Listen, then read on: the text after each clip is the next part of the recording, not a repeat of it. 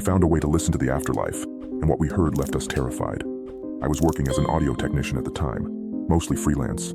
I did odd jobs for films, music artists, and even a few well-known podcasts. When I was approached by a company specializing in R&D, I initially thought they'd made a mistake. Their email was rather mysterious. We're looking for an experienced audio technician for one of our projects. We've listened to your samples, and your sound processing skills in particular seem to be exactly what we're looking for. Your participation will be remunerated up to $3,000 for 3 days of work. If you are interested, please reply within 48 hours. As the nature of this project is highly confidential, no information will be passed on to you about the nature of this project before you sign an NDA. To avoid wasting my time with a hoax, I asked for a face-to-face meeting at their company headquarters. To my surprise, they immediately agreed, and the next day I had an appointment at their premises at 9 a.m.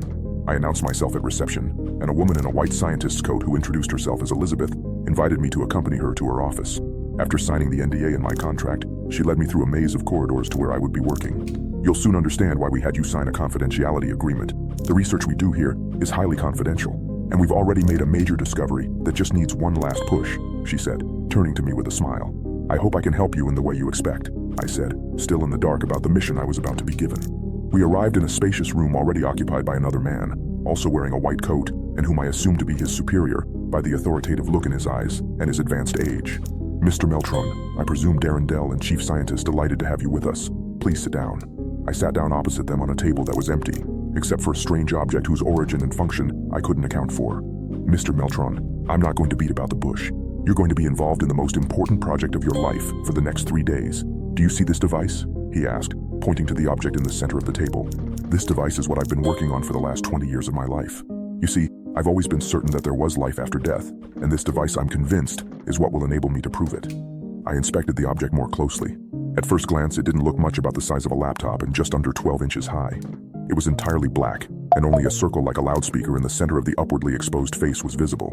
It was connected to a portable keyboard that sat right in front of the scientist. We can't reveal precisely how it works, but to put it simply, this device allows us to listen to frequencies that until now had never been reached. Frequencies that we are certain correspond to the beyond.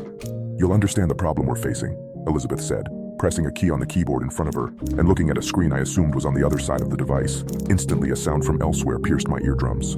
The sound was unmistakably high-pitched and seemed static, despite the fact that I had the impression of hearing pitch variations without being able to distinguish them. Elizabeth finally cut the sound with a grimace after pressing a few keys. Mr. Meltron, we're not asking you to believe us about our discovery. All we're asking is that you work hard to analyze and filter the sound and turn it into something usable. I was circumspect, but they both seemed very serious. You really think there's something in that sound? What do you think it is? A silence fell. Elizabeth looked at her superior out of the corner of her eye without intervening. Yes, Mr. Metron, we think there's something in the sound, as you say. Your work begins today, and Elizabeth will show you the equipment at your disposal. I set to work. I was allowed to use all the equipment in the lab, computers and all, including the device in question, but I couldn't take anything home or work from home. Everything had to be done on site, and every second had to be recorded by cameras and microphones. I recorded a sample of the sound and started by trying to filter it. I'd already worked on sound that was cut, corrupted, of poor quality or whatever, and I used every technique I knew to try and clean it up. I spent the entirety first day on it to no avail. The second day I continued in this direction, not knowing what else to do. My attempts became more and more desperate.